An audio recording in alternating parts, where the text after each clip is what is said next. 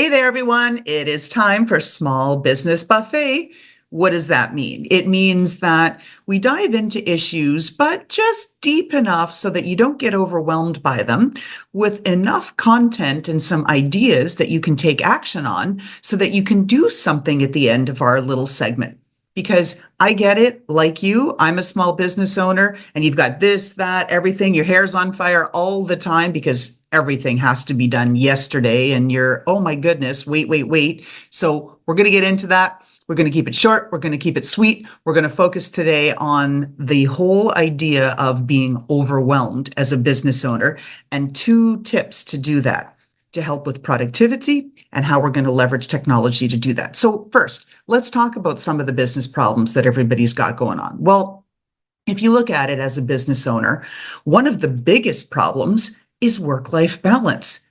Most people went into entrepreneurship and started their own small business so that they could do their own thing. They wouldn't have to answer to somebody else as their boss. They could set their own hours and they could do something that they genuinely believed in and were passionate about and wanted to see success.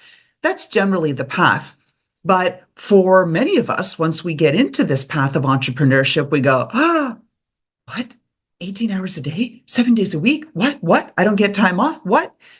That whole work-life balance can really go to hell in a handbasket, for sure. So that's one of the big problems with small businesses. Another challenge that small business owners are facing right now is the inflation problem, right? Everything is going up. All of your raw materials, the ways to be able to access it, services, and everything that you need to pay to keep your business going, it's going up. There is no, oh, things are decreasing, you're getting discounts. That's not happening.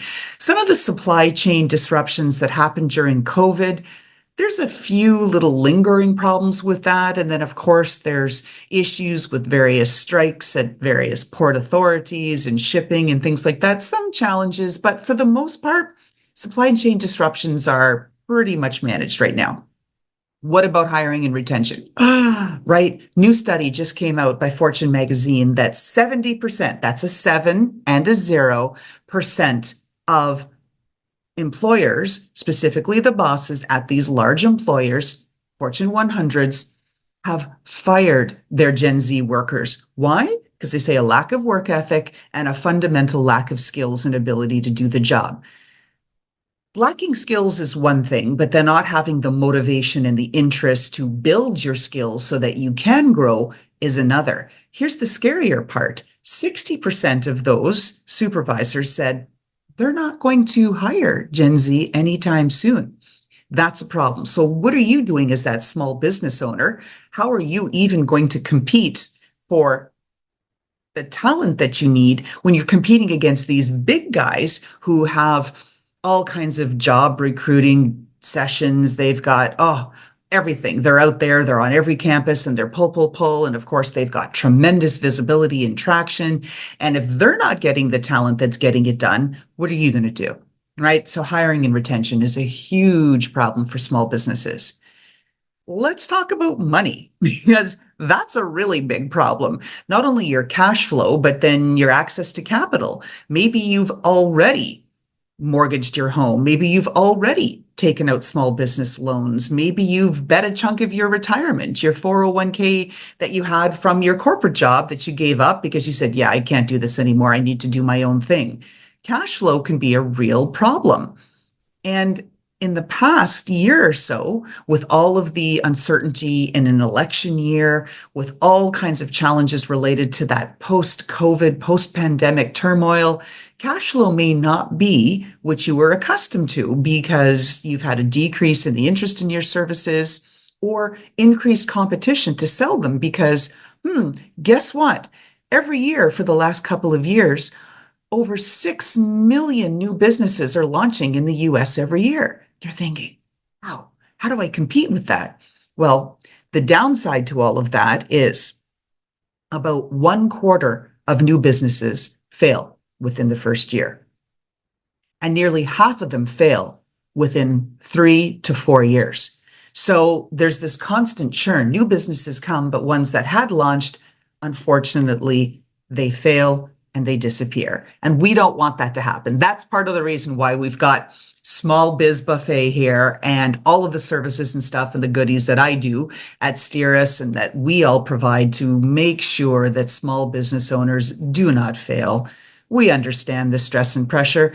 We don't want you to go through any of the stuff that I've gone through or friends have gone through in the quest to build a successful business. We don't want that. We're here to help you. Get it. It's awful. It's painful. So let's get into really the show today. Now that we've set it all up, there's a lot of small business challenges. We've talked about them.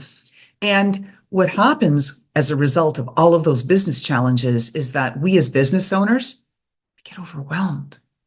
It's too much. Every day, that's on fire. I've got bills to go. Oh my God, I need another loan. I didn't complete something properly on a sam.gov government registration form or some other tax form or something. Oh my goodness, I don't want to be non-compliant. Now I've got to go fix that. Oh, now wait. Oh, one of my new workers quit. What happened? What? Or you've had things like me happen where you think you're entering into strategic partnerships and all they do is pick your brain and then go off and start their own thing. Yeah, I've got kind words for a few folks there. So all of it leads to overwhelm. You're up at night. You're not sleeping. So you drink more caffeinated products to get you through, but then that hypes you up and then you crash, or you take sugars and all kinds of other products just to keep you going. And all it's doing is giving you temporary fuel, but then you crash and burn. By the next day, you haven't slept and you're more exhausted. So you can pump in more caffeine and more sugar, but you're just kind of going down, right? And we don't want that. So there's a couple of things. So we get it. I get it. I get the overwhelm and stress. I live it. I don't thrive on it. I do not enjoy it. And I have been very methodical about putting things into place to stop the overwhelm. I am seeking a path of calm and success. And that's the transformation that I've been going through and Steeris as a business has been going through. It's quite exciting. So let's talk about it, understanding this whole overwhelm. First of all, as a small business owner, maybe you're even a solopreneur, you've got multiple roles. Oh, today, yeah, I'm the bookkeeper. No, today I'm the shopper. I've got to go find other goodies. No, today I'm the market researcher. Nope. Social media gal, quit on me. So today I'm the social media person. No, I'm the graphics illustrator. I've got to first create all of the memes and other content that I'm going to put, then do the messaging. And then, oh, okay, great. Now I'm doing those things. No, today I'm the salesperson. No, I'm not feeling it. I'm not having a good hair day. I don't feel confident. I feel like staying in my jammies and sweats all day because I'm so freaking overwhelmed. I'm going to get stuff done. I'm going to work. But I'm going to work on things like catching up on emails or doing some of these other administrivia types of things that I need to do rather than, go out there and prospect. I don't want to prospect today. I'm not feeling it. It's not a good sales day. And the problem is you have one of those days and one becomes two, becomes a week, and then becomes a couple of weeks, and now you haven't done any prospecting. And oh, guess what? Your sales pipeline goes from maybe something that was decent or something that was anemic to zero. And that's a huge problem. So we've got to get out of this churn of being overwhelmed and feeling so stressed out that you can't do what you need to do, which is sell your product, sell your service, sell your business. That's what you need to do every single day. All right. Another issue. You've got high expectations, right? You've had this dream of building your business and being successful. You see it. You wanted that work-life balance. You wanted to be able to take vacations without having your boss pinging you 24/7 when you're on vacation and saying, yeah, I don't want to deal with that now. Nope, not that, not that. You want to be in control, but your business has gotten out of control. And part of that feeds some fear, right? The fear of failure. Oh my God, that's so big. You don't want to be that business owner that went down, right? One of the 25% that don't make it to their first year anniversary, or one of the about 50% that don't make it to their third year anniversary, or even if they get it to that far, you've limped along. I want to do that.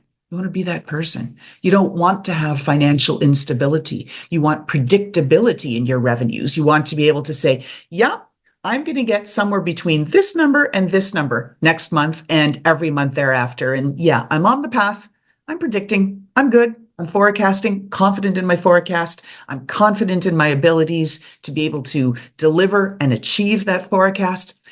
I'm confident in the products and services that we have. Yep, they're what people need because they solve their problem. Yep. Got any hesitation with any of that stuff?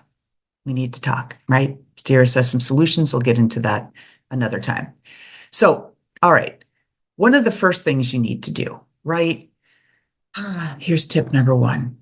Promised you two tips to overcome the overwhelm and the stress and put you on the path towards calm and success. Tip number one, prioritize and organize. You need to set clear goals. Sure, you have your long-term, but your short-term goals. I'm talking as something as simple as today you have to achieve whatever, X, Y, Z. Those are some goals, some deliverables, some things you've got to do. At least have your goals for the week or for the month ahead and be constantly working towards them. Use project management tools. I use digital stuff, but I have used a simple, very, very basic, very primitive, but my weekly plan so that I know exactly what I have to do in the week and they hang it in front of my laptop. I've done that too, but I've gone digital. All right. Another thing that you need to do as you're prioritizing and organizing the tasks you need to do, take a look. Can you delegate anything to reduce your workload? Can you leverage offshore labor or interns? Maybe you can do that. They're a little bit more affordable than having a professional of your tenure and experience working for you at the company, right? It's completely different. And if you can put together that daily or weekly planner to organize your activities and prioritize them, you'll feel better because you'll know every day, oh, Monday I got to do this, Tuesday I got to do this. And you can be knocking them off and erasing them. There's such a powerful feeling, right? Erase it, cross it off, whatever you got to do. Just put a plan together. All right. Tip number two, as I said, as a techie person, I do leverage technology. So you want to do things like automate your repetitive tasks. So if you've got email marketing and you've got a newsletter, yeah. Let's have it automated so that it automatically goes out every week or every month, whatever your cadence is. And you can create once and push multiple times, right? You want to try to leverage your time as best as you can, getting those 2 for 3 for 4 for 1 efforts, hours, or effort impacts so that you can do multiple things and spread it out. Digital tools for communication can really help you. I personally like Slack and I love Trello boards for being able to say, I've got to do this, that, something about the sliding the little tile and go, yep, I'm putting that in the completed column. I like that. But you can choose your own path. There's all kinds of ways to be able to do that. You may want to be leveraging some analytics, right? If you're looking at Google Trends, what words, what products are trending, or you're looking at your marketing website, how many visitors are you getting? What is that looking like? Are you increasing month to month? Are you going down? That could show you that maybe you got to pay a little more attention to the website and what you're doing there.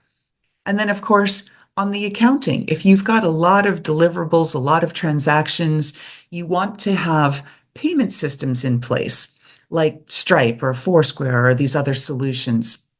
Clover, there's a whole bunch of them. So it's automatically being captured, being transacted, and then being pushed to your QuickBooks or Melio Payments or whatever it is as a solution that you have for your accounting. That simplifies some of it, not only for you, so you know that, oh, everything's being accounted for and being done, but if you do hire a bookkeeper and or an accountant when it comes time to prepare your taxes, most of the stuff's in there. You're not starting over with a whole bunch of little individual bills and notes and scribbles and things and that, or an Excel spreadsheet that, oh, I forgot to update that. Oh, did I add that? I don't know. Right? Automate it. You can get peace of mind. So again, you can push beyond the overwhelm and the stress towards calm and success. All right. So I'm going to recap this here. So here we go. As a small business owner, if you are feeling stressed and overwhelmed more times than you're not, it is time to take a pause and think about what you are doing. You really need to tip number one, prioritize, plan, and organize. Figure out what you need to do, where you're going, what your priorities are day to day and week to week. Number two, you need to take a really close look at what you can automate. Can you leverage technology to help you? Yes, even AI. Yes, AI has some challenges, of course, and there are some threats and some risks, but there are also numerous benefits to be able to leverage it to help you so that you can move from stress and overwhelm to calm and success.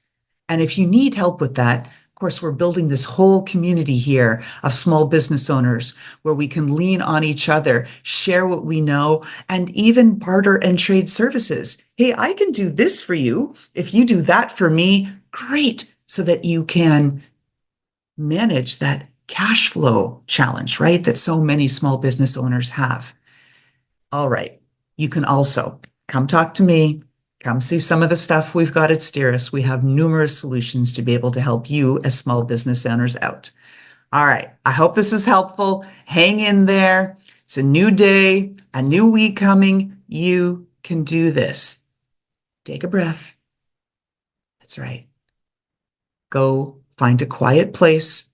I recommend at least 1 hour per week. Find a quiet place. I don't care if you have to lock yourself in your bathroom, whatever it is that you have to do, leave your phone in your car and then go in somewhere else. Close off your emails, close off your WhatsApps, your direct messages, your pings, all of that, and just focus. Even better, go for pen and paper, right?